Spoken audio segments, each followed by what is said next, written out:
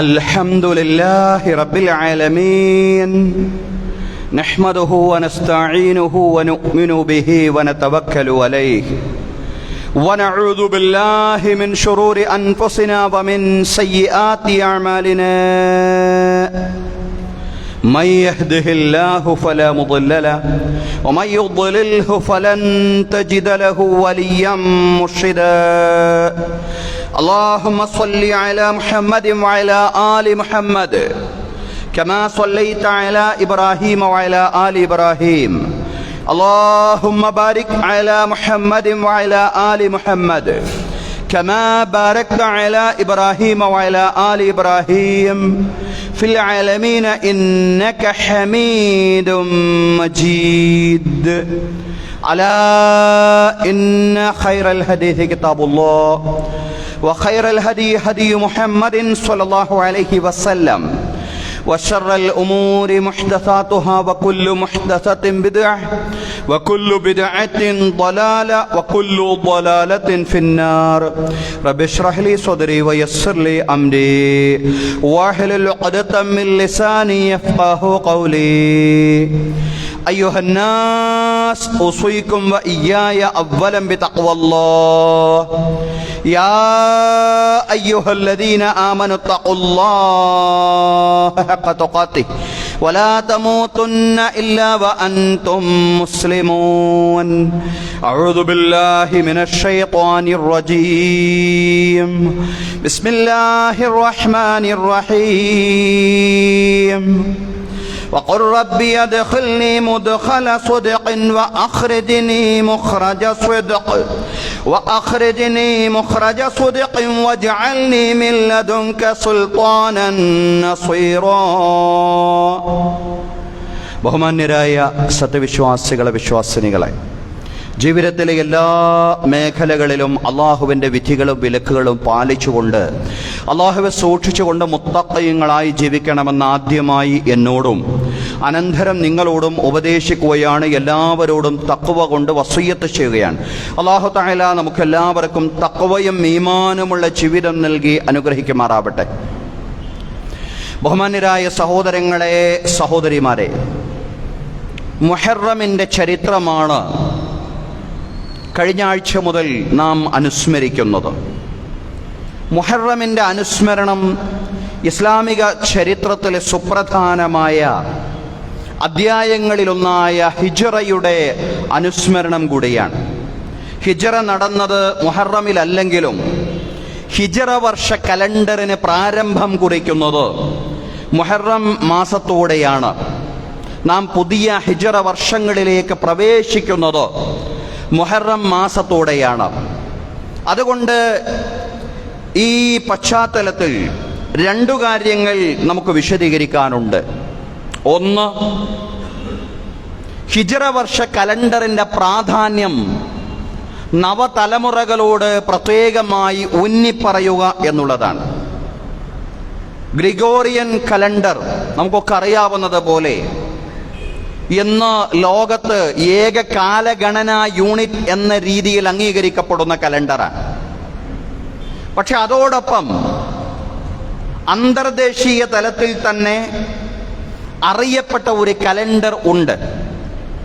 ഇസ്ലാമിക സമൂഹം ആ കലണ്ടറിന് കൂടി പ്രചാരം നൽകേണ്ടതുണ്ട്. ഹിജ്റയെ അടിസ്ഥാനപ്പെടുത്തി, ചന്ദ്രദർശനത്തെ അടിസ്ഥാനപ്പെടുത്തി രൂപപ്പെടുന്ന ഒരു കലണ്ടറാണ് ആ കലണ്ടർ എന്ന് പറയുന്നത്. ആ കലണ്ടറിൻ്റെ പ്രാധാന്യം വരും തലമുറകളോട് ഗൗരവത്തിൽ തന്നെ ഊന്നിപ്പറയാനാണ് ഇത്തരത്തിലുള്ള സന്ദർഭങ്ങളെ ഒന്നാമതായിട്ട് നാം ഉപയോഗപ്പെടുത്തേണ്ടത്.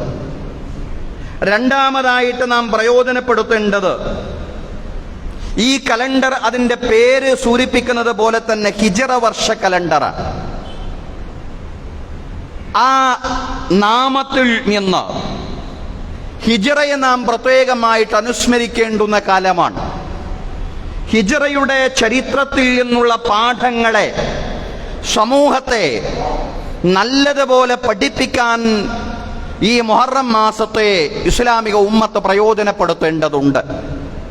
ഒന്ന് ഗ്രിഗോറിയൻ കലണ്ടറോടൊപ്പം തന്നെ ഹിജറ വർഷ കലണ്ടറിന്റെ പ്രാധാന്യം കൂടി തലമുറകളെ പഠിപ്പിക്കുക എന്നതാണ് ഈ ഘട്ടത്തിലുള്ള നമ്മുടെ ദൗത്യമെങ്കിൽ, ഹിജറയുടെ ചരിത്ര പാഠങ്ങളെ നല്ലതുപോലെ തലമുറകളെ ബോധ്യപ്പെടുത്തുക എന്നതാണ് രണ്ടാമത്തെ നമ്മുടെ ദൗത്യം എന്ന് പറയുന്നത്.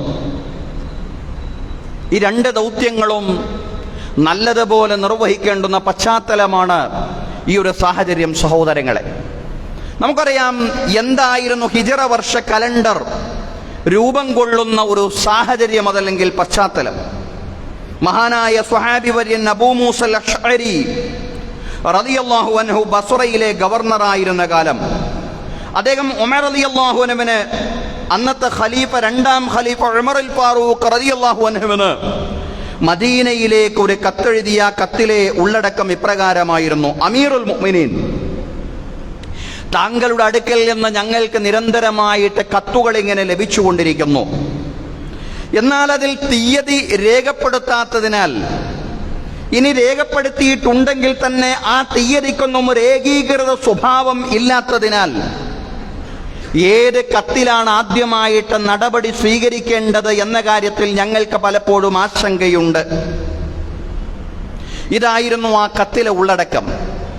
ഉമർ റളിയല്ലാഹു അൻഹു ഈ ഘട്ടത്തിൽ സ്വഹാബി വര്യന്മാരെ, പ്രത്യേകിച്ച് മുതിർന്ന സ്വഹാബി വര്യന്മാരെ എല്ലാം ഒരുമിച്ച് കൂട്ടിക്കൊണ്ട് അവരുമായിട്ട് കൂടിയാലോചന നടത്തുകയാണ്. ഇസ്ലാമിക ലോകത്തിന് ഒരു ഏകീകൃത കലണ്ടർ ആവശ്യമാണ്. ഇസ്ലാമിക ചരിത്രത്തിലെ സുപ്രധാനമായ ഒരു വിഷയത്തെ മുൻനിർത്തിക്കൊണ്ട് തന്നെയായിരിക്കണം ആ കലണ്ടർ രൂപം കൊള്ളേണ്ടത്. മഹാന്മാരായ സ്വഹാബിമാർ പലരും പല അഭിപ്രായങ്ങളും പറഞ്ഞു.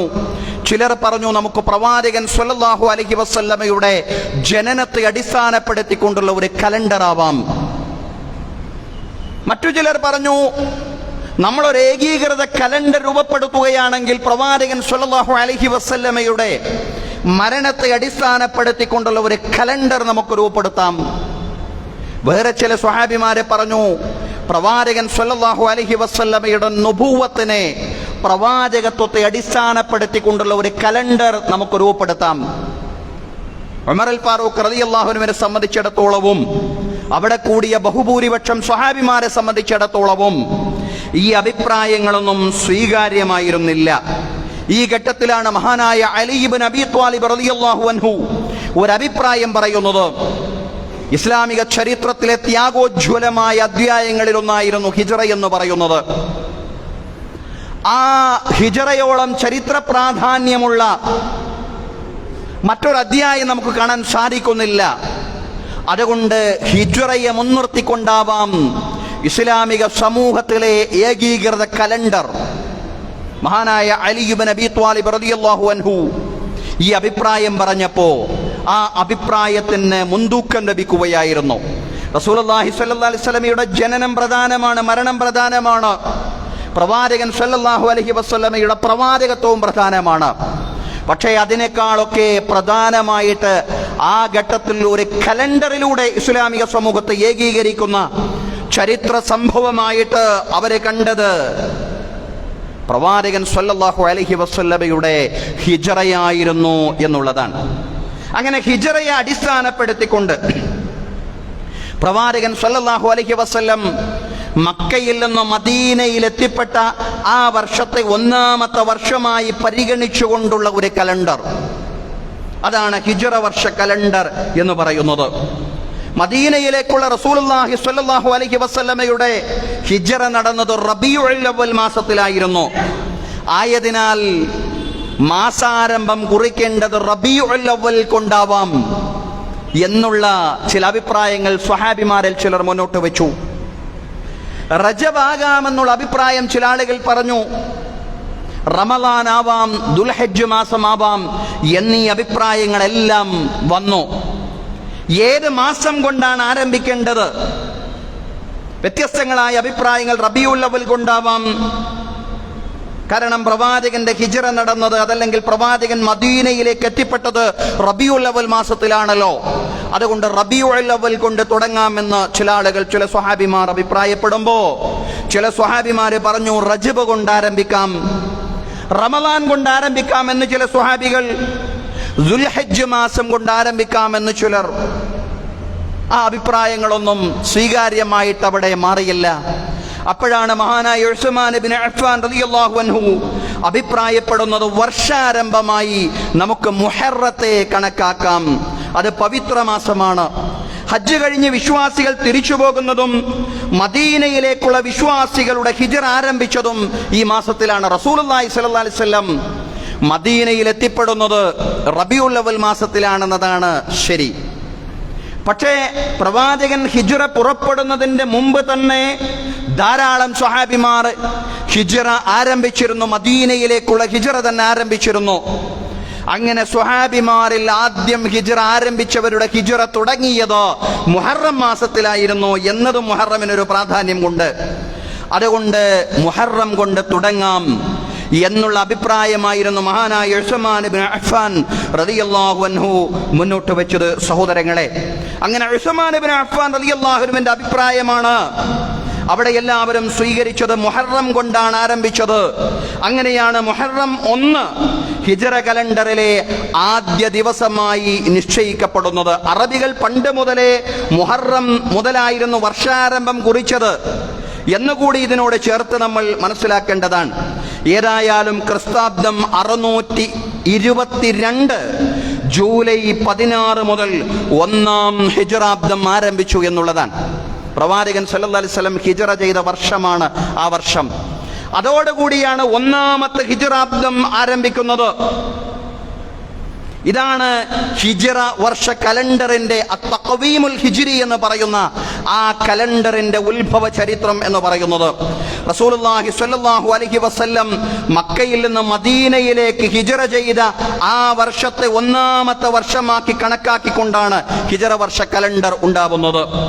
ഈ മുഹറമോടെ നാം പ്രവേശിച്ചിരിക്കുന്നത് 1447-ാം ഹിജ്റ വർഷത്തിലേക്കാണ്. അങ്ങനെ വരുമ്പോൾ റസൂലുള്ളാഹി സ്വല്ലല്ലാഹു അലൈഹി വസല്ലം മക്കയിൽ നിന്ന് മദീനയിലേക്ക് ഹിജ്റ ചെയ്തതിന് ശേഷം 1446 വർഷങ്ങൾ കഴിഞ്ഞ് 47-ാമത്തെ വർഷത്തിൽ നമ്മൾ പ്രവേശിച്ചിരിക്കുന്നു എന്നാണ് അപ്പറഞ്ഞതിന്റെ അർത്ഥം. ഹിജ്റയ്ക്ക് ഇസ്ലാമിക ചരിത്രത്തിലുള്ള പ്രാധാന്യം വലുതാണ്.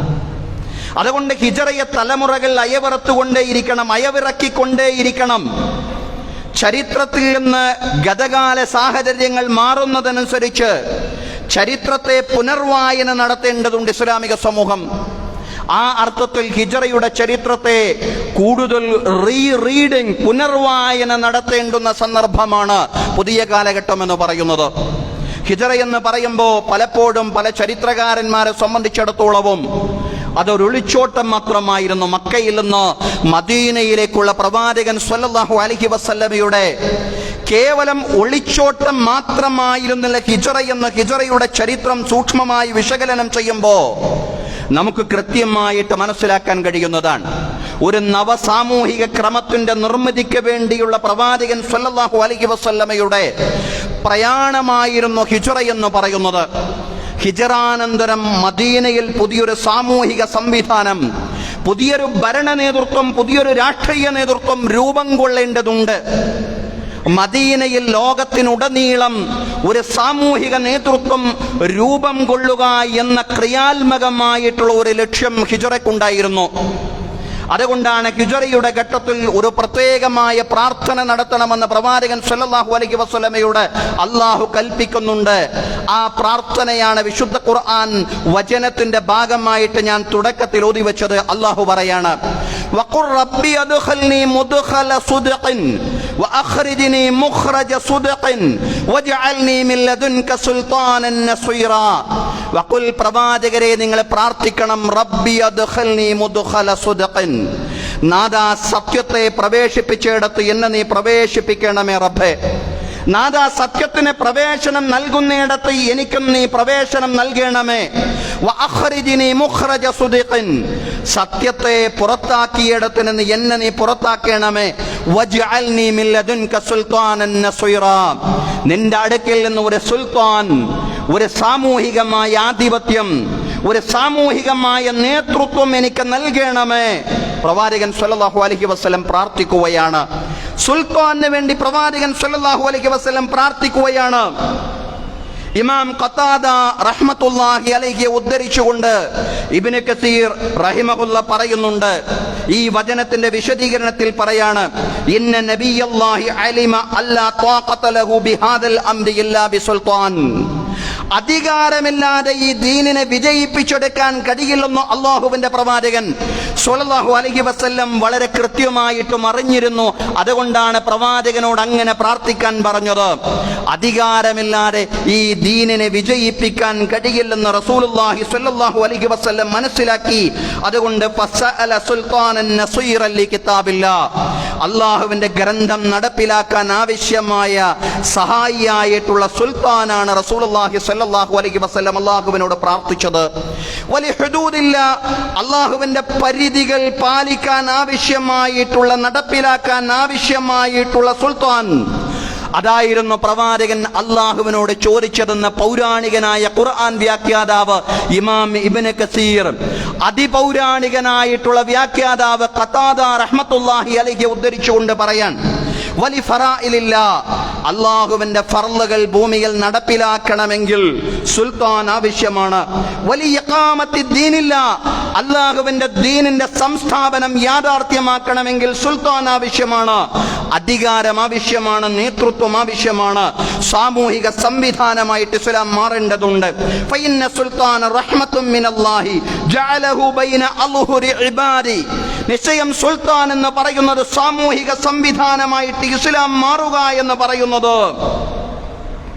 അതല്ലെങ്കിൽ അള്ളാഹു പറയാണ്, അള്ളാഹു പറഞ്ഞതിനെ വിശദീകരിച്ചുകൊണ്ട് പണ്ഡിതന്മാരെ പറയാണ്, ഫഇന്ന സുൽത്താന റഹ്മത്തും മിനല്ലാഹ്, നിശ്ചയം ഇസ്ലാമിന്റെ സാമൂഹിക സംവിധാനം, അതിന്റെ നേതൃത്വം എന്ന് പറയുന്നത് അള്ളാഹുവിന്റെ അടുക്കൽ നിന്നുള്ള കാരുണ്യമാണ്. ജഅലഹു ബൈന അൽഹുരി ഇബാദി, അള്ളാഹുവിന്റെ അടിമകൾക്ക് അള്ളാഹു നൽകുന്ന മഹത്തായ കാരുണ്യമാണ് സുൽത്താൻ. വലൗലാ ദാലിക ലഅഗാറ ബഅദുഹും അലാ ബഅദിൻ, ആ അധികാരം, ആ സാമൂഹിക നേതൃത്വം ഇല്ലായിരുന്നുവെങ്കിൽ ജനങ്ങളിൽ ചിലരെ ആക്രമിക്കുമായിരുന്നു. ഫഅകല ശദീദുഹും ദഈഫഹും, അവരിൽ ശക്തന്മാരായ ആളുകൾ ദുർബലരെ തിന്നു തീർക്കുമായിരുന്നു. അതുകൊണ്ട് ഭൂമിയിൽ ശരിയാവണ്ണം നീതി നടപ്പിലാക്കണമെങ്കിൽ അള്ളാഹുവിന്റെ ഗ്രന്ഥവും അള്ളാഹുവിന്റെ പരിധികളും അള്ളാഹു സമൂഹത്തോട് പറഞ്ഞ നിർബന്ധ ബാധ്യതകളും അള്ളാഹുവിന്റെ ദീനിന്റെ ഇഖാമത്തും സാധ്യമാവണമെങ്കിൽ ഒരു സാമൂഹിക നേതൃത്വം ആവശ്യമാണെന്ന് അതിപൗരാണികനായ ഖുർആൻ വ്യാഖ്യാതാവ് ഇമാം ഖതാദയെ ഉദ്ധരിച്ചുകൊണ്ട് പൗരാണികനായ മുഫസ്സിർ ഇമാം ഇബ്നു കസീർ റഹ്മത്തുള്ളാഹി അലൈഹി വിശദീകരിക്കുകയാണ്. ഈ ദീൻ കേവലം ആരാധനകളിലോ വ്യക്തിജീവിതത്തിലോ കുടുംബജീവിതത്തിലോ മാത്രം പരിമിതപ്പെടേണ്ടതല്ല. വ്യക്തിജീവിതത്തിലും കുടുംബജീവിതത്തിലും കർക്കശമായ നിർദ്ദേശങ്ങൾ ഈ ദീനിനുള്ളതുപോലെ സാമൂഹിക, സാംസ്കാരിക, ധാർമ്മിക മണ്ഡലങ്ങളിലെല്ലാം കൃത്യവും വ്യക്തവുമായിട്ടുള്ള ഉപദേശ നിർദ്ദേശങ്ങളും ജീവിതക്രമങ്ങളും ഈ ദീൻ മുന്നോട്ട് വെക്കുന്നുണ്ട്. അതെല്ലാം പ്രാവർത്തികമാക്കാനുള്ള ഒരു ഭരണ സംവിധാനമായിരുന്നു മദീനയിൽ രൂപപ്പെട്ടത്. ഹിജറാനന്തരം മദീനയിൽ രൂപം കൊണ്ടത്. ലോകത്ത് എവിടെയുമുള്ള ഇസ്ലാമിക സമൂഹം അത്തരം ഒരു സാമൂഹിക ക്രമത്തെ ലക്ഷ്യമാക്കി പ്രവർത്തിക്കണമെന്നാണ് ഹിജറയുടെ ചരിത്രം നമ്മോട് പറയുന്നത്. ആ സാമൂഹിക ക്രമത്തെയാണ് ഖിലാഫത്തുൻ അലാ മിൻഹാജിൻ നുബുവ, നുബുവത്തിന്റെ മാതൃകയിലുള്ള ഇസ്ലാമിന്റെ സാമൂഹിക സംവിധാനം എന്നറിയപ്പെടുന്നത്. സഹോദരങ്ങളെ, ആ ഖിലാഫത്തുൻ അലാ മിൻഹാജിൻ നുബുവ എന്ന ചരിത്രഘട്ടത്തിലേക്ക് ചരിത്രത്തെ പാകപ്പെടുത്തുകയായിരുന്നു ഹിജറ എന്ന് പറയുന്നത്. ഈ ലക്ഷ്യബോധം നമുക്കുണ്ടാവണം. അതോടൊപ്പം ഹിജറയിലെ വലിയ പാഠങ്ങളും നാം ഉൾക്കൊള്ളണം എന്നുള്ളതാണ്. എന്താണ് ഹിജറയുടെ പശ്ചാത്തലം എന്ന് പറയുന്നത്? പരസ്യമായി ഇസ്ലാമിക പ്രബോധനം ആരംഭിച്ചതോടുകൂടി വലിയ പീഡനങ്ങൾക്കാണ് പ്രവാചകൻ സ്വല്ലല്ലാഹു അലൈഹി വസല്ലമയും സ്വഹാബിമാരും ഇരയായത്. മഹാനായ അബൂബക്കർ സിദ്ദീഖ് റളിയല്ലാഹു അൻഹു മറ്റെവിടേക്കെങ്കിലും പോവാൻ പ്രവാചകൻ സ്വല്ലല്ലാഹു അലൈഹി വസല്ലമയോട് അനുമതി ചോദിക്കുന്നുണ്ട്. ഈ ഘട്ടത്തിലാണ് ഹിജറയെ സംബന്ധിച്ച് സൂചന നൽകിക്കൊണ്ടുള്ള ആദ്യ വചനങ്ങൾ ഖുർആനിലൂടെ അള്ളാഹു അവതരിപ്പിക്കുന്നത്. അള്ളാഹു പറയാണ്, യാ ഇബാദിയല്ലദീന ആമനൂ ഇന്ന അർദി വാസിഅത്തുൻ ഫഇയ്യായ ഫഅ്ബുദൂൻ, എന്റെ ദാസന്മാരെ, വിശ്വാസികളായ എന്റെ അടിമകളെ, ഇന്ന അർദി വാസിഅത്തുൻ ഫഇയ്യായ ഫഅ്ബുദൂൻ, നിശ്ചയം എന്റെ ഭൂമി വിശാലമാണ്, എനിക്ക് മാത്രം ഇബാദത്ത് ചെയ്തുകൊണ്ട് നിങ്ങൾ ജീവിക്കണം. നിങ്ങൾ ഈ ലോകത്ത് വലിയ മർദ്ദന പീഡനങ്ങൾക്ക് ഇരയാവുന്നുവെങ്കിൽ, ശത്രുക്കൾ വലിയ ആക്രമണങ്ങൾക്ക് നിങ്ങളെ ഇരയാക്കുന്നുവെങ്കിൽ, അള്ളാഹുവിന്റെ ഭൂമി വിശാലമാണെന്ന് നിങ്ങൾ ചിന്തിക്കണം, നിങ്ങൾ ആലോചിക്കണം.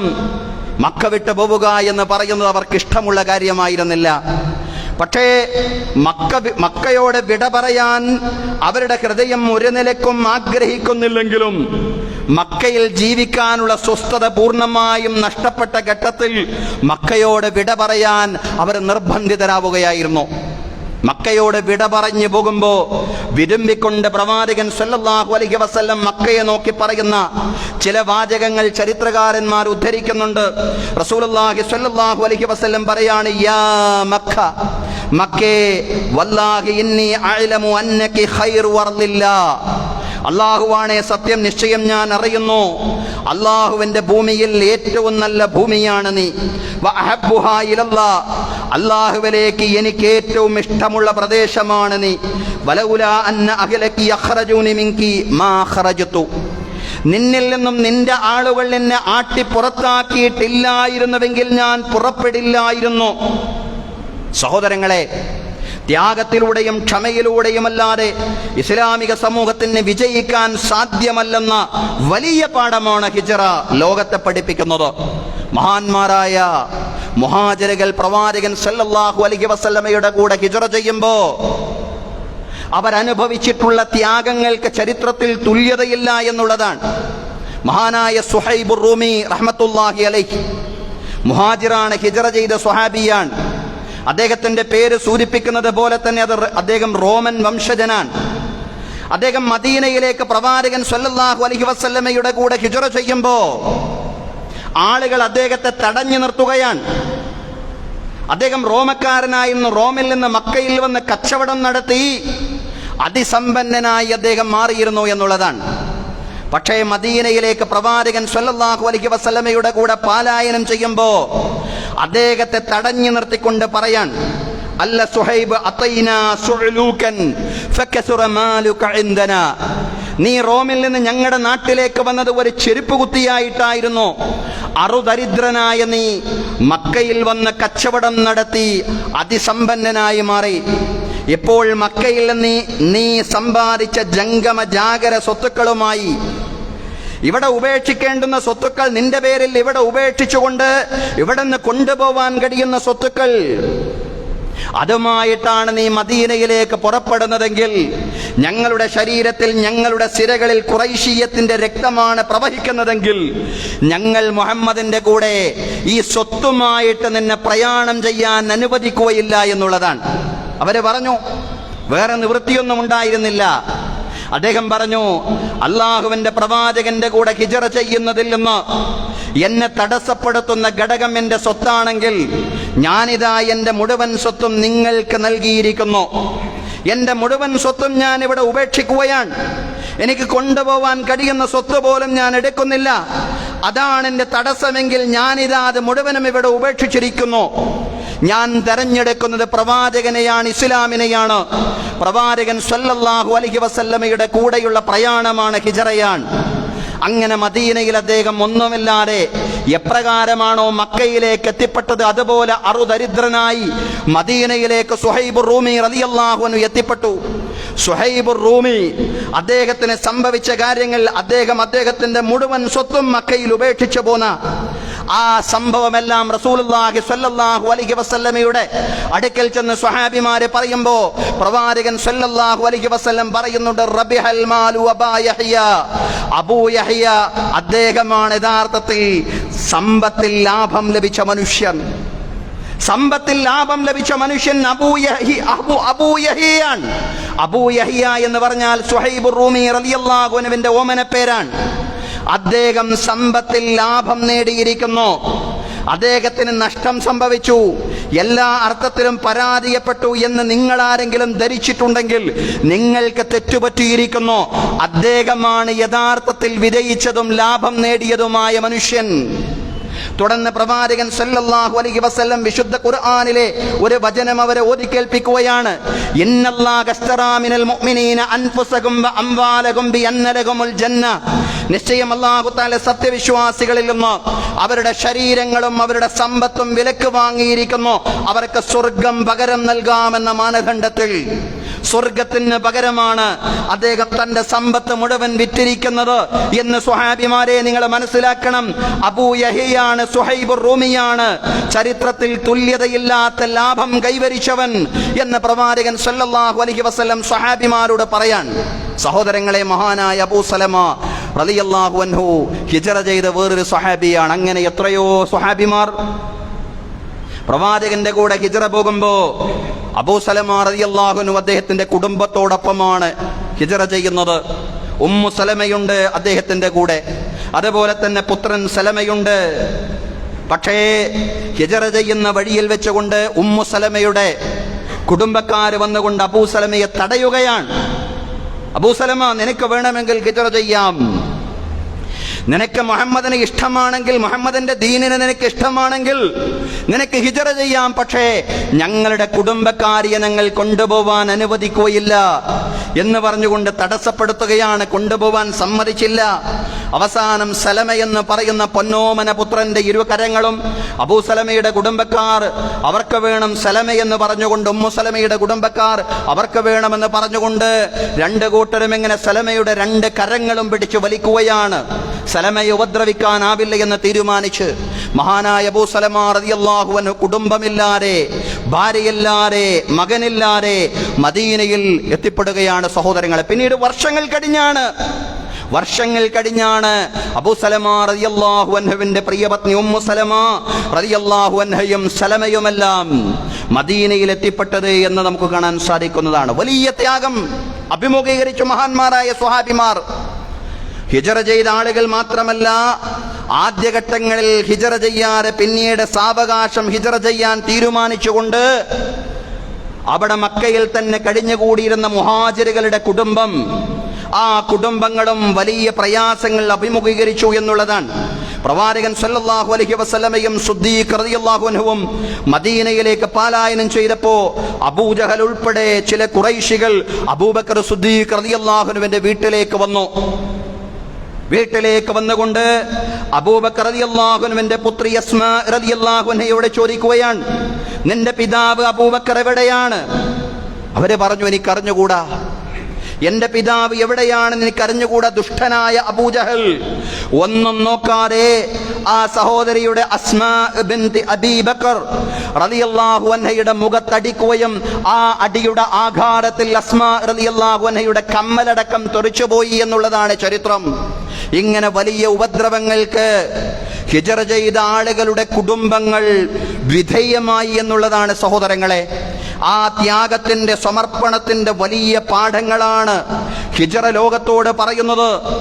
ആ ത്യാഗം, തുല്യതയില്ലാത്ത ത്യാഗം എന്ന് നമ്മൾ പറയുന്ന ആ സമർപ്പണമുണ്ടല്ലോ, അത് ചരിത്രത്തിൽ വിശ്വാസികൾ വ്യത്യസ്ത ഘട്ടങ്ങളിൽ അഭിമുഖീകരിക്കേണ്ടി വരുമെന്ന ഖുർആൻ പറയുന്നത്. അം ഹസിബതും അൻ തദ്ഖുലുൽ ജന്നത വലമ്മാ യഅതികും മസലുൽ ലദീന ഖലൗ മിൻ ഖബ്ലികും മസ്സതുഹുൽ ബഅസാഉ വദ്ദറാഉ വസുൽസിലു ഹത്താ യഖൂലർ റസൂലു വല്ലദീന മഅഹു മതാ നസ്റുല്ലാഹ് അലാ ഇന്ന നസ്റുല്ലാഹി ഖരീബ്. നിങ്ങൾ വിചാരിച്ചോ നിങ്ങൾക്ക് അങ്ങനെ സ്വർഗത്തിലേക്ക് പ്രവേശിക്കാമെന്ന്? മുൻഗാമികൾ അഭിമുഖീകരിച്ച പ്രതിസന്ധികളും പ്രയാസങ്ങളും പരീക്ഷണങ്ങളുമൊന്നും നിങ്ങളെ അഭിമുഖീകരിക്കാതെ അവരെ കിടുകിടാ വിറപ്പിക്കപ്പെട്ടപ്പോൾ അവർ പറഞ്ഞല്ലോ, എപ്പോഴാണ് അള്ളാഹുവിന്റെ സഹായം എന്ന് പറഞ്ഞൊരു ഘട്ടമുണ്ടായി. നിശ്ചയം അള്ളാഹുവിന്റെ സഹായം അടുത്തിരിക്കുന്നു എന്ന് അവരോട് പറയപ്പെട്ട ഘട്ടവുമുണ്ടായി. അതുപോലെ നിങ്ങളുടെ മുൻഗാമികൾ ഇരയായതുപോലെ വലിയ പരീക്ഷണങ്ങൾക്കും പ്രതിസന്ധികൾക്കും പ്രകമ്പനങ്ങൾക്കും ഇരയാവാതെ സ്വർഗത്തിലേക്ക് അങ്ങ് വെറുതെ കടന്നു കയറി ചെല്ലാമെന്ന് നിങ്ങൾ വിചാരിച്ചോ എന്ന് ഖുർആൻ ചോദിക്കുകയാണ്. ത്യാഗത്തിന്റെ വലിയ നടപ്പാതകളിലൂടെ ഈ സമുദായത്തിനും ഈ കാലഘട്ടത്തിലുള്ള വിശ്വാസി സമൂഹത്തിനും നടന്നു പോകേണ്ടി വരുമെന്ന് തന്നെയാണ് ചരിത്രം മാത്രമല്ല ഫലസ്തീൻ അടക്കമുള്ള വർത്തമാനങ്ങളും നമ്മോട് പറയുന്നത്. തീർച്ചയായിട്ടും ത്യാഗവും പരീക്ഷണവുമൊക്കെ ഈ സമുദായത്തിന് കൂടി പറഞ്ഞതാണ്. അദ്ദുനിയാ സിജ്നുൽ മുഅ്മിനി വജന്നത്തുൽ കാഫിർ. ഒരു വിശ്വാസിയുടെ പരീക്ഷണത്തിന്റെ ജയിലാണ് ദുനിയാവെന്ന് പ്രവാചകൻ സ്വല്ലല്ലാഹു അലൈഹി വസല്ലം പറയുന്നുണ്ട്. പക്ഷേ അത് വലിയ വലിയ വിജയങ്ങളുടെ ആമുഖമായിരിക്കും ആ പരീക്ഷണമെന്ന് കൂടി ചരിത്രത്തിലേക്ക്, ആ വിജയങ്ങളിലേക്ക് ചരിത്രത്തെ പാകപ്പെടുത്താനുള്ള ആമുഖമായിരിക്കും അത്തരത്തിലുള്ള പരീക്ഷണങ്ങൾ എന്നുകൂടി നമ്മൾ മനസ്സിലാക്കേണ്ടതുണ്ട് സഹോദരങ്ങളെ. അവിടെയെല്ലാം അള്ളാഹുവിനെ ഭരമേൽപ്പിച്ചുകൊണ്ട് മുന്നോട്ട് പോവാൻ വിശ്വാസി സമൂഹത്തിന് സാധ്യമാവണം. മദീനയിലേക്കുള്ള പ്രയാണമധ്യേ നമുക്കറിയാം, പ്രവാചകൻ സല്ലല്ലാഹു അലൈഹി വസല്ലമയും മഹാനായ അബൂബക്കർ സിദ്ദീഖ് റളിയല്ലാഹു അൻഹുവും സൗർ ഗുഹയിൽ വിശ്രമിക്കുകയാണ്. ഗുഹയിൽ വിശ്രമിക്കുമ്പോൾ ഗുഹാമുഖത്ത് ശത്രുക്കളുടെ കാലടിപ്പാതകൾ അവരുടെ ശ്രദ്ധയിൽപ്പെടുകയാണ്. അബൂബക്കർ സിദ്ദീഖ് റളിയല്ലാഹു അൻഹു അസ്വസ്ഥനാവുന്നു. പ്രവാചകൻ സല്ലല്ലാഹു അലൈഹി വസല്ലം അബൂബക്കർ സിദ്ദീഖ് റളിയല്ലാഹു അൻഹുവിനെ ആശ്വസിപ്പിക്കുകയാണ്. ശത്രുക്കൾ തങ്ങളെ പിടികൂടുമെന്ന ഘട്ടം വന്നപ്പോഴും പ്രവാചകൻ സല്ലല്ലാഹു അലൈഹി വസല്ലം അല്ലാഹുവിൽ ഭരമേൽപ്പിക്കാനാണ് സയ്യിദുനാ അബൂബക്കർ സിദ്ദീഖ് റളിയല്ലാഹു അൻഹുവിനോട് പറഞ്ഞത്. യാ അബൂബക്കർ ലാ തഹ്സൻ ഇന്നല്ലാഹ മഅനാ. അബൂബക്കറെ, നീ പ്രയാസപ്പെടണ്ട, നീ അസ്വസ്ഥമാവണ്ട. നമ്മൾ രണ്ടുപേരും മാത്രമല്ല ഈ ഗുഹയിലുള്ളത്, നിശ്ചയം നമ്മുടെ കൂടെ അല്ലാഹു ഉണ്ട്. സഹോദരങ്ങളെ, പ്രതിസന്ധി ഘട്ടത്തിൽ മാത്രമല്ല സന്തോഷഘട്ടത്തിലും അല്ലാഹു നമ്മുടെ കൂടെയുണ്ട് എന്നുള്ള വിചാരമാണ് നമ്മെ നയിക്കേണ്ടത്. ഇതാണ് തവക്കുൽ എന്ന് പറയുന്നത്. ഇതാണ് പ്രതിസന്ധികളിൽ, ഇതാണ് വലിയ വലിയ പരീക്ഷണങ്ങളിൽ ഇസ്ലാമിക ഉമ്മത്തിനെ ആടി ഉലയാതെ പിടിച്ചു നിർത്തുന്ന ഘടകമെന്ന് പറയുന്നത് വഅലാ റബ്ബിഹിം യതവക്കലൂൻ. അവരവരുടെ രക്ഷിതാവിൽ ഭരമേൽപ്പിക്കുന്ന ആളുകളാണ് സത്യവിശ്വാസികൾ. തവക്കുൽ മാത്രമല്ല, പ്രതിസന്ധികളിൽ തളരാത്ത ആത്മവിശ്വാസം ഇസ്ലാമിക സമൂഹത്തിനുണ്ടാവണം. നമ്മൾ പലപ്പോഴും ചിന്തിക്കുന്നില്ലേ, നമ്മൾ പറയാതെ പറയുന്നില്ലേ, നമ്മൾ നമ്മോട് ഒരു ചോദ്യം ചോദിക്കുന്നില്ലേ? എന്താണ് ആ ചോദ്യം? ഇനിയും എന്തേ ഫലസ്തീൻ മക്കൾക്ക് കീഴടങ്ങാൻ കഴിയാത്തത്? ഫലസ്തീൻ മക്കൾ കീഴടങ്ങുകയില്ല. വലിയ പ്രകമ്പനങ്ങൾക്ക് അവർ ഇരയായി. വലിയ കൂട്ടക്കൊലകൾക്ക്, വംശഹത്യകൾക്ക്, പട്ടിണികൾക്ക്, ദാരിദ്ര്യത്തിന്, അപ്പമില്ലാത്ത, അന്നമില്ലാത്ത, അഭയമില്ലാത്ത, വെളിച്ചമില്ലാത്ത സാഹചര്യങ്ങളിലൂടെ കടന്നുപോയിട്ടും സൈനിസത്തിന്റെയും സാമ്രാജ്യത്വത്തിന്റെയും മുമ്പിൽ മുട്ടമടക്കാൻ എന്തുകൊണ്ട് ഫലസ്തീനികൾ സന്നദ്ധരാവുന്നില്ല എന്ന് ചോദിച്ചാൽ, അവരെ ഹിജറയിൽ നിന്നും ഇസ്ലാമിക ചരിത്രത്തിൽ നിന്നും പ്രചോദനം ഉൾക്കൊണ്ടവരാണ്. പ്രതിസന്ധികളിലും അള്ളാഹുവിൽ പ്രതീക്ഷയർപ്പിക്കുവാനാണ് ഹിജറ നമ്മോട് പറയുന്നത്. നമുക്കറിയാം, പ്രവാചകൻ സല്ലല്ലാഹു അലൈഹി വസല്ലമയുടെ പിന്നാലെ ബനൂ മുദ്ലിജ് ഗോത്രക്കാരനായ സുറാഖത്ത് ബിൻ മാലിക് കൂടിയത് 100 ഒട്ടകങ്ങളെ പ്രതീക്ഷിച്ചുകൊണ്ടാണ്. ഖുറൈശികൾ വാഗ്ദാനം ചെയ്ത 100 ഒട്ടകങ്ങളെ പ്രതീക്ഷിച്ചുകൊണ്ട് ബനൂ മുദ്ലിജ് ഗോത്രത്തിലെ കാട്ടറബിയായ സുറാഖത്ത് ബിൻ മാലിക് റളിയല്ലാഹു അൻഹു, പിന്നീട് സ്വഹാബിയായതാണ്, അന്ന് സ്വഹാബിയല്ല, അന്ന് കേവലം കാട്ടറബിയാണ്. അദ്ദേഹം പ്രവാചകൻ സല്ലല്ലാഹു അലൈഹി വസല്ലമയുടെ പിന്നാലെ കൂടുമ്പോ നമുക്കറിയാം ചരിത്രം. അദ്ദേഹത്തിന്റെ കുതിരയുടെ കുളമ്പുകൾ അസാധാരണമായി ഭൂമിയിൽ ഇങ്ങനെ ആണ്ടുപോവുകയാണ്. അദ്ദേഹത്തിന് മനസ്സിലായി, ഞാൻ യഥാർത്ഥത്തിൽ ഖുറൈശികൾ പറയുന്ന കേവലം മുഹമ്മദ് ബിൻ അബ്ദുള്ളയുടെ പുത്രൻ മുഹമ്മദിന്റെ പിന്നാലെയല്ല, മറിച്ച് മുഹമ്മദുർ റസൂലുള്ളാഹിയുടെ പിന്നാലെയാണ് ഞാനിങ്ങനെ ഓടിക്കൊണ്ടിരിക്കുന്നത്. അദ്ദേഹം അപകടം മനസ്സിലാക്കി. അദ്ദേഹം പറഞ്ഞു, മുഹമ്മദെ, അവിടെ നിൽക്കണം, ഞാൻ നിന്നെ ഒരിക്കലും ഉപദ്രവിക്കുകയില്ല, ഒരു തരത്തിലുള്ള പരിക്കും ഞാൻ നിന്നെ ഏൽപ്പിക്കുകയില്ല, എനിക്ക് താങ്കളോട് സംസാരിക്കാനുണ്ട്. അവിടെ വെച്ചല്ലേ പ്രവാചകൻ സല്ലല്ലാഹു അലൈഹി വസല്ലം പ്രതീക്ഷയുടെ വലിയ കിനാബുകൾ സുറാഖത്ത് ബിൻ മാലിക് എന്ന് പറയുന്ന ബനൂ മുദ്ലിജ് ഗോത്രത്തിലെ കാട്ടറബിക്ക് സമ്മാനിക്കുന്നത്. കൈഫ ബിക യാ സുറാഖ ഇദാ ലബിസ്ത സിവാറൈ കിസ്റ. സുറാഖ, നീ ഓർക്കണം, നീ ആരുടെ പിന്നാലെയാണ് ഓടിക്കൊണ്ടിരിക്കുന്നതെന്ന്. നാളെയുടെ ചരിത്രം മാറുകയാണ്. സാമൂഹിക പരിവർത്തനത്തിന്റെ വലിയ അധ്യായങ്ങൾ ഇവിടെ സൃഷ്ടിക്കപ്പെടുകയാണ്. സുറാഖ, കിസ്റായുടെ കൈവളകൾ നിന്നെ ധരിപ്പിക്കപ്പെടുന്ന കാലം വരും. സുറാഖത്ത് ബിൻ മാലിക് ചോദിച്ചില്ലേ, അതുരീദു കിസ്റ ബിൻ ഹുർമുസ്, നീ കിസ്റ ബിൻ ഹുർമുസിനെ തന്നെയാണ് മുഹമ്മദെ ഉദ്ദേശിക്കുന്നത്? അതേ, കിസ്റ ബിൻ ഹുർമുസിന്റെ കൈവളകളും അദ്ദേഹത്തിന്റെ അരപ്പട്ടയും അദ്ദേഹത്തിന്റെ അധികാരത്തിന്റെ കിരീടവും നിന്നെ ധരിപ്പിക്കുന്ന കാലം അതിവിദൂരമല്ല. നഅം, അതേ കിസ്റ ബിൻ ഹുർമുസിനെ തന്നെയാണ് ഞാൻ ഉദ്ദേശിക്കുന്നത്. സഹോദരങ്ങളെ, ചരിത്രത്തിൽ അത് സംഭവിച്ചു. മഹാനായ ഉമർ അൽ ഫാറൂഖ് റളിയല്ലാഹു അൻഹുവിന്റെ കാലഘട്ടത്തിൽ മദായിൻ കീഴ്പ്പെടുത്തിയപ്പോ കിസ്റ ചക്രവർത്തിയുടെ കൈവളകളും മരപ്പട്ടയും കിരീടവുമെല്ലാം സമരാർജിത സ്വത്തായിട്ട് മുസ്ലിങ്ങളുടെ കൈവശം വരുമ്പോ മഹാനായ ഉമർ അൽ ഫാറൂഖ് റളിയല്ലാഹു അൻഹു സുറാഖത്ത് ബിൻ മാലിക്കിനെ വിളിച്ചുകൊണ്ട് തക്ബീർ ധ്വനികൾ ഉച്ചരിച്ചുകൊണ്ട് അൽഹംദുലില്ലാഹ് എന്ന് പറഞ്ഞുകൊണ്ട് കിസ്റ ചക്രവർത്തിയുടെ കൈവളകൾ അദ്ദേഹത്തെ ധരിപ്പിക്കുന്ന ഒരു രംഗമുണ്ട് സഹോദരങ്ങളെ. അതാണ് ഇസ്ലാമിക ചരിത്രം എന്ന് പറയുന്നത്. ജീവൻ കൊണ്ട് ഓടുന്ന ഘട്ടത്തിലാണ്, മക്കയിൽ നിന്ന് മദീനയിലേക്ക് പ്രയാണം ചെയ്യുന്ന ഘട്ടത്തിലാണ് ഇസ്ലാമിക സമൂഹത്തിന്റെ നായകൻ പ്രവാചകൻ സല്ലല്ലാഹു അലൈഹി വസല്ലം വലിയ ശുഭപ്രതീക്ഷകൾ പങ്കുവെക്കുന്നതെങ്കിൽ ഏത് പ്രതിസന്ധി ഘട്ടത്തിലും പ്രതീക്ഷയോടുകൂടി ഇസ്ലാമിന് വേണ്ടി പണിയെടുക്കുവാൻ, ഈ ദീനിന്റെ ഇഖാമത്തിന് വേണ്ടി പ്രവർത്തിക്കുവാൻ ഇസ്ലാമിക സമൂഹത്തിന് സാധ്യമാവണമെന്ന വലിയ സന്ദേശമാണ് ഹിജ്റ നമുക്ക് നൽകുന്ന പാഠം എന്ന് പറയുന്നത്. സഹോദരങ്ങളെ, അതാണ് തവക്കുലിന്റെ പാഠം. പക്ഷേ തവക്കുൽ എന്ന് പറയുമ്പോൾ ഒട്ടകത്തെ കെട്ടിയിട്ടുകൊണ്ടുള്ള തവക്കുൽ, അങ്ങനെയാണല്ലോ തവക്കുലിനെ പ്രവാചകൻ സല്ലല്ലാഹു അലൈഹി വസല്ലം വിശദീകരിച്ചിട്ടുള്ളത്. ഒട്ടകത്തെ കെട്ടിയിട്ടുകൊണ്ട് തന്നെയായിരുന്നു റസൂലുള്ളാഹി സല്ലല്ലാഹു അലൈഹി വസല്ലം ഹിജ്റയുടെ ഘട്ടത്തിലും തവക്കുലാക്കിയത്. തികഞ്ഞ ആസൂത്രണവും ഹിജ്റയിലുണ്ടായിരുന്നു. ഹിജ്റയെ സംബന്ധിച്ച പ്രവാചകൻ സല്ലല്ലാഹു അലൈഹി വസല്ലമയുടെ പദ്ധതികൾ ഇസ്ലാമിന്റെ വിരോധികൾ മണത്തറിഞ്ഞിരുന്നു. അതുകൊണ്ട് പ്രവാചകൻ സല്ലല്ലാഹു അലൈഹി വസല്ലം വീട്ടിൽ നിന്ന് പുറത്തിറങ്ങിയത് മഹാനായ അലി റളിയല്ലാഹു അൻഹുവിനെ പ്രവാചകൻ സല്ലല്ലാഹു അലൈഹി വസല്ലമയുടെ പുതപ്പിൽ കിടത്തിയാണ്. അലി റളിയല്ലാഹു അൻഹുവാണ് കിടക്കുന്നത്. പ്രവാചകനാണെന്ന് കരുതി നേരം വെളുക്കുവോളം അവർ നിന്നു. പക്ഷേ നേരം വെളുത്തപ്പോൾ പുതപ്പിൽ നിന്ന് വരുന്നത് മഹാനായ അലി ഇബ്നു അബീ ത്വാലിബ് റളിയല്ലാഹു അൻഹുവാണ്. അങ്ങനെ ഓരോ കാര്യങ്ങളും പ്രവാചകൻ നേരത്തെ തന്നെ ആസൂത്രണം ചെയ്തു.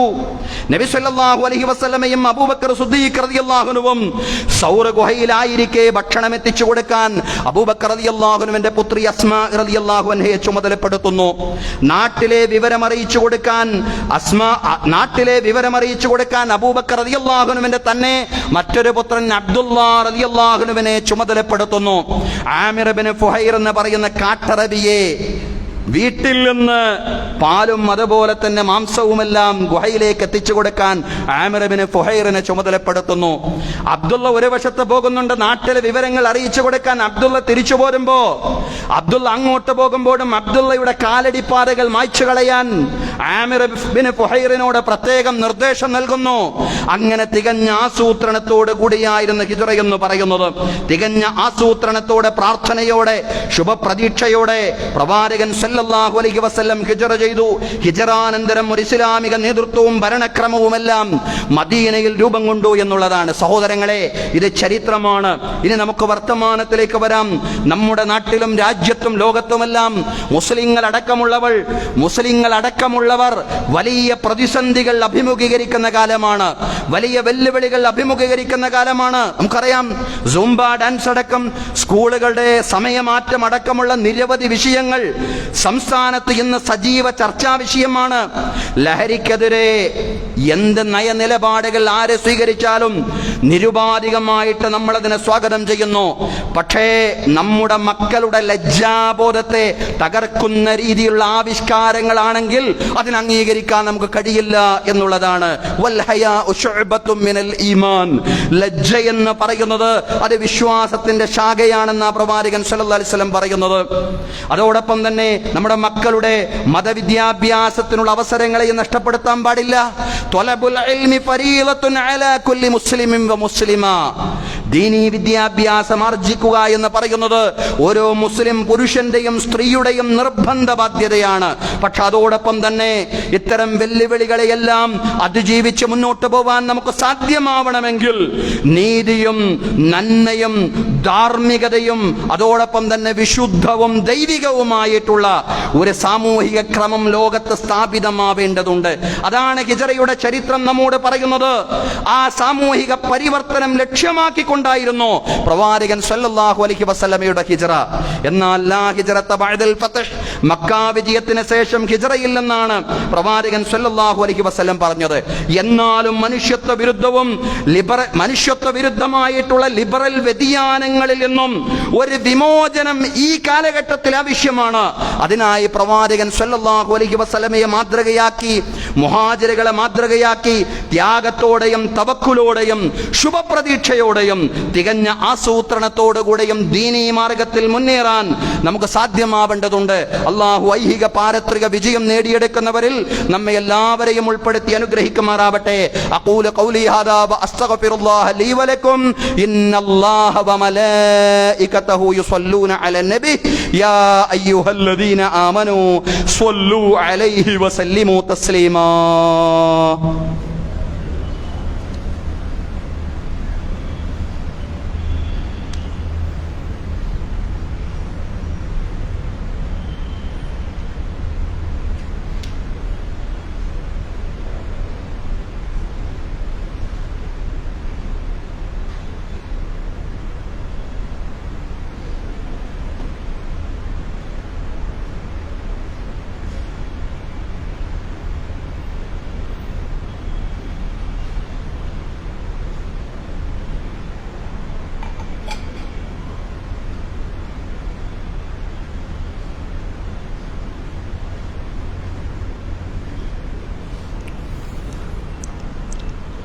അൽഹംദുലില്ലാഹി റബ്ബിൽ ആലമീൻ വസ്സലാത്തു വസ്സലാമു അലാ റസൂലിൽ അമീൻ മുഹമ്മദിൻ വഅലാ ആലിഹി വസ്വഹ്ബിഹി അജ്മഈൻ.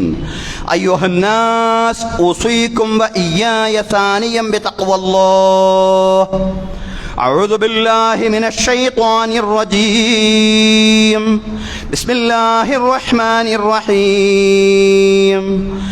يا أيها الذين آمنوا اتقوا الله حق تقاته ولا تموتن إلا وأنتم مسلمون. ബഹുമാന്യരായ സത്യവിശ്വാസികളെ, വിശ്വാസിനികളെ, ജീവിതത്തിലെ എല്ലാ മേഖലകളിലും അള്ളാഹുവിൻ്റെ വിധികളും വിലക്കുകളും പാലിച്ചുകൊണ്ട് അള്ളാഹുവെ സൂക്ഷിച്ചുകൊണ്ട് മുത്തഖീങ്ങളായി ജീവിക്കണമെന്ന് ഒരിക്കൽ കൂടി എന്നോടെന്ന പോലെ നിങ്ങളോടും ഉപദേശിക്കുകയാണ്. വീണ്ടും തഖ്വ കൊണ്ട് വസിയ്യത്ത് ചെയ്യുകയാണ്. അള്ളാഹു തആല നമുക്ക് എല്ലാവർക്കും തഖ്വയും ഈമാനുമുള്ള ജീവിതം നൽകി അനുഗ്രഹിക്കുമാറാവട്ടെ. അള്ളാഹു നമ്മെ ഇവിടെ ഒരുമിച്ച് കൂട്ടിയതുപോലെ നാളെ അവൻ്റെ നിരവധി അനുഗ്രഹങ്ങൾ നിറഞ്ഞ ജന്നാത്തുൽ ഫിർദൗസിലും ഒരുമിച്ച് കൂട്ടുമാറാവട്ടെ. അള്ളാഹു തആല നമ്മുടെ എല്ലാ പ്രവർത്തനങ്ങളും അവൻ്റെ പ്രീതിയിലും അവൻ്റെ പൊരുത്തത്തിലുമാക്കി തീർക്കുമാറാവട്ടെ. നമ്മിൽ നിന്ന് മരണപ്പെട്ടു പോയ നമ്മുടെ മാതാപിതാക്കൾ, ബന്ധുമിത്രാദികൾ, അയൽവാസികൾ എല്ലാവർക്കും അള്ളാഹു മഗ്ഫിറത്തും റഹ്മത്തും പ്രദാനം ചെയ്യുമാറാവട്ടെ. അവരുടെയും നമ്മുടെയും ബർസഖി ജീവിതം അള്ളാഹു കണ്ണെത്താ ദൂരത്തോളം വിശാലമാക്കി തരുമാറാവട്ടെ. അള്ളാഹുവിൻ്റെ അർശിൻ്റെ രാജസിംഹാസനത്തിൻ്റെ നിഴൽ നേടിയെടുക്കുന്നവരിലും അതുപോലെ തന്നെ വലത് കൈയിൽ ഗ്രന്ഥം നേടിയെടുക്കുന്നവരിലും റസൂലുള്ളാഹി സ്വല്ലല്ലാഹു അലൈഹി വസല്ലമയുടെ ശഫാഅത്തുൽ ഉലമായുടെ ഭാഗമാവുന്നവരിലും റസൂലുള്ളാഹി സ്വല്ലല്ലാഹു അലൈഹി വസല്ലമയുടെ കരങ്ങളിൽ നിന്ന് ഹൗലുൽ കൗസറിന്റെ മഹത്തായ പാനീയം വാങ്ങിച്ചു കുടിക്കുന്നവരിലും സുറാത്തിലൂടെ മിന്നൽ വേഗത്തിൽ പ്രയാണം ചെയ്യുന്നവരിലും ഫിർദൗസിൽ പ്രവാചകന്മാരോടൊപ്പം സുദ്ദീഖുകളോടൊപ്പം ശുഹദാക്കളോടൊപ്പം സ്വാലിഹീങ്ങളോടൊപ്പം ഭാര്യ സന്താനങ്ങളോടൊപ്പം മക്കളോടൊപ്പം കുടുംബത്തോടൊപ്പം ശാശ്വതമായി സംഗമിക്കുന്നവരിലും നമ്മയും നമ്മിൽ നിന്ന് മരണപ്പെട്ടു പോയവരെയും അള്ളാഹു ഉൾപ്പെടുത്തി അനുഗ്രഹിക്കുമാറാവട്ടെ.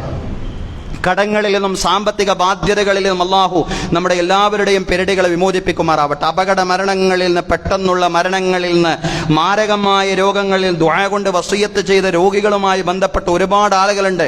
അവരുടെ എല്ലാം രോഗങ്ങളെ അള്ളാഹു തആല ശഫിയാക്കി കൊടുക്കുമാറാവട്ടെ. അപകട മരണങ്ങളിൽ നിന്നും, പെട്ടെന്നുള്ള മരണങ്ങളിൽ നിന്നും, മാരകമായ രോഗങ്ങളിൽ നിന്നും, മറ്റെല്ലാ ദുരിതങ്ങളിൽ നിന്നും, പ്രയാസങ്ങളിൽ നിന്നും, പരീക്ഷണങ്ങളിൽ നിന്നും അള്ളാഹു നമ്മയും നമ്മുടെ ബന്ധപ്പെട്ട ആളുകളെയും രക്ഷപ്പെടുത്തി അനുഗ്രഹിക്കുമാറാവട്ടെ. നമ്മുടെ ഭാര്യ സന്താനങ്ങളിൽ അള്ളാഹു കൺകുളിർമ പ്രദാനം ചെയ്യുമാറാവട്ടെ. അള്ളാഹു നമ്മുടെ മക്കളെ സജ്ജനങ്ങളാക്കി മാറ്റുമാറാവട്ടെ. അള്ളാഹു തആല നമ്മുടെ മാതാപിതാക്കൾക്ക്, നമ്മുടെ മുതിർന്ന പൗരന്മാർക്ക് ആരോഗ്യത്തോടു കൂടിയുള്ള ദീർഘായുസ് നൽകി അനുഗ്രഹിക്കുമാറാവട്ടെ. പടച്ചവനെ, ഞങ്ങളുടെ പ്രാർത്ഥന നീ സ്വീകരിക്കണമേ റബ്ബേ. അള്ളാഹു ഞങ്ങളുടെ കൃഷിയിൽ, കച്ചവടത്തിൽ, ഞങ്ങളുടെ ഉദ്യോഗ വരുമാന മാർഗങ്ങളിൽ ഖൈറും ബറക്കത്തും പ്രദാനം ചെയ്യണമേ റബ്ബേ. അല്ലാഹ് എന്ന് നിന്നെ വിളിക്കാൻ നിനക്ക് കൂടാനക്കൂടി അടിമകളുണ്ട്. പടച്ചവനെ, ഞങ്ങൾക്ക് അല്ലാഹ് എന്ന് വിളിക്കാൻ ഉടമസ്ഥനായി, നാഥനായി, റബ്ബായി നീ മാത്രമേ ഉള്ളൂ. അല്ലാഹുവേ, ഞങ്ങളുടെ എല്ലാവരുടെയും മാനസാന്തരങ്ങളിലുള്ള എല്ലാ സദുദ്ദേശങ്ങളെയും നീ സഫലീകരിച്ച് തരയണമേ തമ്പുരാനെ. اللهم ارض عن ابي بكر وعمر وعثمان وعلي وعن بقيه الصحابه والصحابيه كلهم اجمعين. اللهم اغفر للمؤمنين والمؤمنات والمسلمين والمسلمات الاحياء منهم والاموات انك مجيب الدعوات يا قاضي الحاجات.